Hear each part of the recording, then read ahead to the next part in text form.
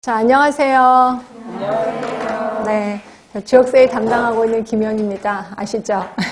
아, 박수까지 쳐주시려고요? 네, 박수는 그냥 감사히 받겠습니다.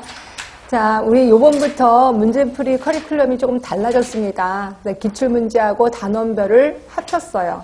이러다 보니까 장점이 기출문제를 조금 더 많이 활용한다는 거예요.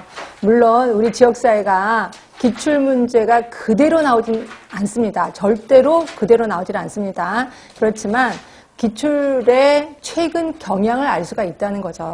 네, 그래서 보시면 옛날과 좀 달라진 거는 좀 그런 면이 달라졌어요. 그러니까 주변의 환경을 좀 인식한다는 거예요. 예전에 우리 간호 쪽은 주변의 환경을 전혀 인식을 안 했다가 그 다음에 점점 인식을 하게 돼서 특히 이번에 코로나 때문에 어떤 부분이 많아졌냐면 역학 부분이 훨씬 많아졌습니다.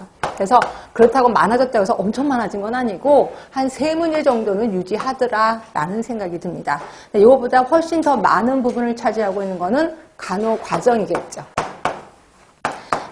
간호 과정은 뭐 끊임없이 나옵니다. 그래서 간호 과정의 단계 이미 아실 거예요. 맨 처음에 사정이고, 그 다음에 진단 내리고, 그 다음에 계획하고, 그 다음에 수행하고, 평가하는 거. 이 어느 단계 다 나옵니다. 그래서 사정 부분에서도 나오고 진단 부분, 특히 오마 부분도 훨씬 시험 문제 많이 나오고요. 그래서 간호 과정만 어떤 경우 4문제까지도 나오기도 합니다. 그래서 훨씬 많은 부분을 차지하는 것이 이 부분이고요.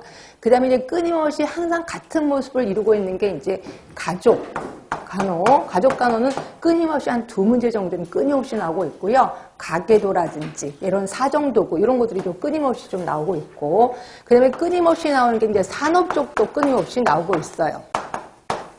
산업보건 그래서 직업병, 직업질환 이런 것들 끊임없이 나오고 있고, 산재 이런 것들도 끊임없이 항상 같은 모습으로 좀 나오고 있습니다.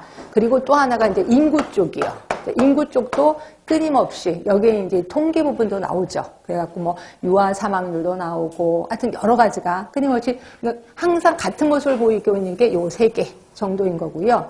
그다음에 여러분이 조금 어려워하는 간호이론도 조금. 근데 얘는 간호이론은 뭐 한 문제 정도 좀 나오더라고요. 2문제까지는 좀 오버인 것 같고 한 문제 정도가 끊임없이 좀 나오고 있다 하시면 되고. 그 다음에 요즘 조금 줄어들고 있는 게, 그러니까 많이 줄어들었던 게 이제 학교업 쪽. 그 다음에 환경 쪽. 요건 되게 많이 줄어들었는데 작년부터 슬슬 고개를 들기 시작했습니다. 그래서 작년, 그러니까 2020년에 이게 보통 한 문제 정도 나왔고, 환경도 요새 이제 코로나 때문에 그런지 모르지만 이것도 슬슬 나오기 시작합니다. 그래서 한 문제 정도, 내년에도 한 문제 정도 나오지 않을까라는 생각이 들어요. 근데 환경은 어마어마하게 많은 양이 있습니다. 그럼 그 한 문제 때문에 그걸 다 해야 되나요? 해야 됩니다. 어떻게 할 수가 없습니다. 그래서 저도 환경에 대해서 계속 끊임없이 좀 하고 있다 하시면 되고요. 그러니까 이런 추세로 점점 문제가 나가고 있습니다. 그리고 이번에 우리 이제 이 기출문제 풀이를 통해서 뭐를 할 거냐? 이제 우리 이제 마음가짐 한번 해보겠습니다. 제가 항상 기출문제 풀고 나면 이론을 확실히 정립하라는 거예요. 그러니까 이론에 대해서 내가 모르는 부분이 있으면 절대로 안 되고, 애매모호하다 이런 것도 절대로 안 됩니다. 그래서 이론을 완벽하게 숙지를 좀 하라는 거예요.